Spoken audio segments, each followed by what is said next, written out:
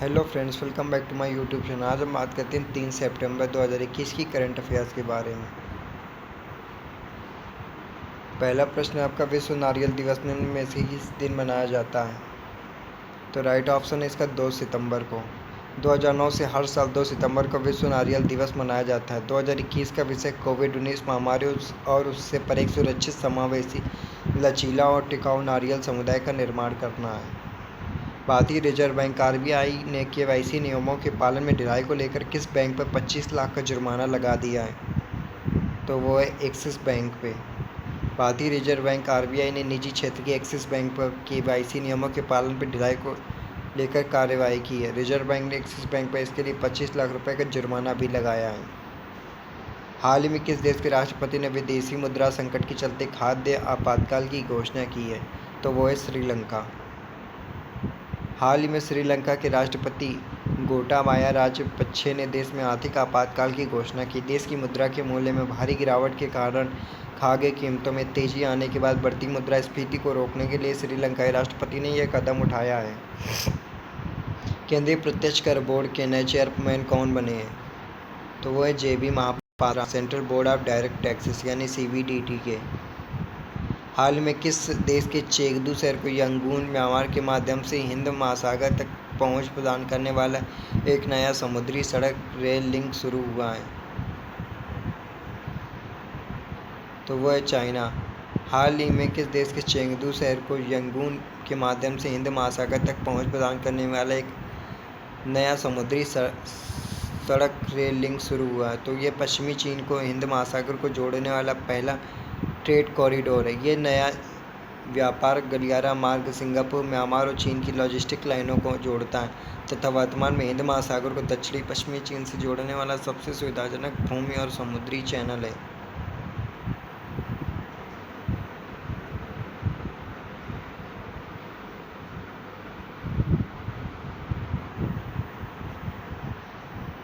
Next है, निम्न में इसके अलगाववादी हुर्रियत नेता को 92 वर्ष की उम्र में निधन हो गया।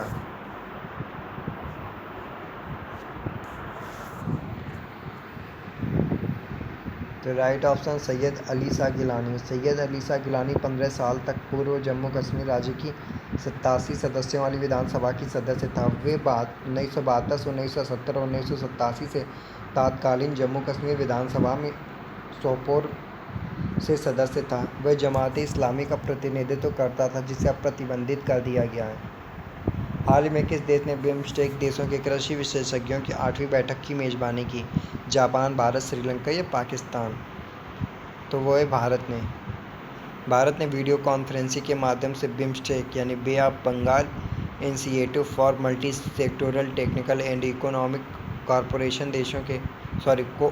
देशों के कृषि विशेषज्ञों की 8वीं बैठक की मेजबानी की।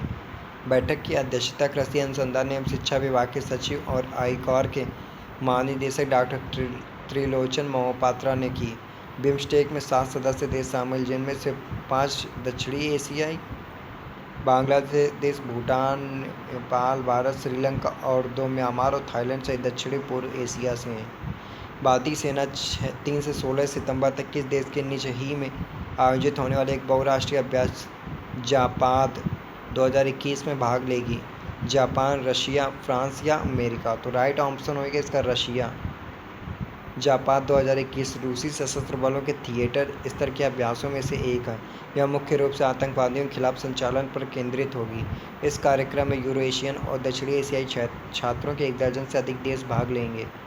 जापान में Mongolia, Armenia, Kazakhstan, Tajikistan, Kyrgyzstan, Serbia, रूस, भारत और बेलारूस सहित कुल 17 देश भाग ले रहे हैं। अभ्यास में Pakistan, China, Vietnam, Malaysia, Bangladesh, Myanmar, Uzbekistan और श्रीलंका पर्यवेक्षक हैं।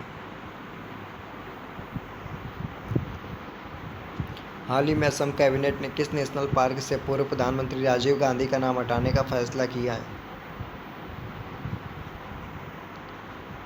तो वो है ओरंग नेशनल पार्क से। ओरंग नाम आदिवासी और चाय जनजाति समुदाय की भावनाओं से जुड़ा है, इसलिए कैबिनेट ने राजीव गांधी ओरंग राष्ट्रीय उद्यान का नाम बदलकर ओरंग राष्ट्रीय उद्यान करने का निर्णय लिया। ब्रह्मपुत्र के उत्तरी तट पर स्थित ओरंग राष्ट्रीय उद्यान 78.80 वर्ग किलोमीटर फैला राज्य का सबसे पुराना वन्य अभयारण्य। 1985 में इन्हें वन्य जीव अभयारण्य का नाम दिया गया था। 1999 में इसे राष्ट्रीय उद्यान घोषित किया गया। हाल ही में सिद्धार्थ शुक्ला का निधन हो गया। वह रियलिटी शो बिग बॉस के किस सीजन के विजेता थे? तो वह बिग बॉस 13 के विजेता अभिनेता सिद्धार्थ शुक्ला का हाल ही में निधन हो गया। वह हम्प्टी शर्मा की दुल्हनिया जैसी फिल्मों का हिस्सा रह चुके हैं। उन्हें बालिका वधू और दिल से दिल तक जैसे दैनिक धारावाहिकों से उनकी भूमिकाओं के लिए जाना जाता है। यह झलक दिखला जा 6, फियर फैक्टर, खतरों के खिलाड़ी अपने अभिनय के लिए भी लोकप्रिय हैं। नेक्स्ट क्वेश्चन है, हाल ही में किस आईआईटी ने दुनिया का पहला plant based smart air purifier विकसित किया? तो वो है आईआईटी रोपड़ ने। आईआईटी रोपड़ और कानपुर और दिल्ली यूनिवर्सिटी के प्रबंधन अध्ययन संकाय ने संयुक्त रूप से यूब्रिथ लाइफ नामक एक जीवित पौधे आधारित वायु शोधक लॉन्च किया है। यह दुनिया का पहला अत्याधुनिक स्मार्ट बायो फिल्टर है जो सांस को ताज़ा कर सकता है। Thank you very much.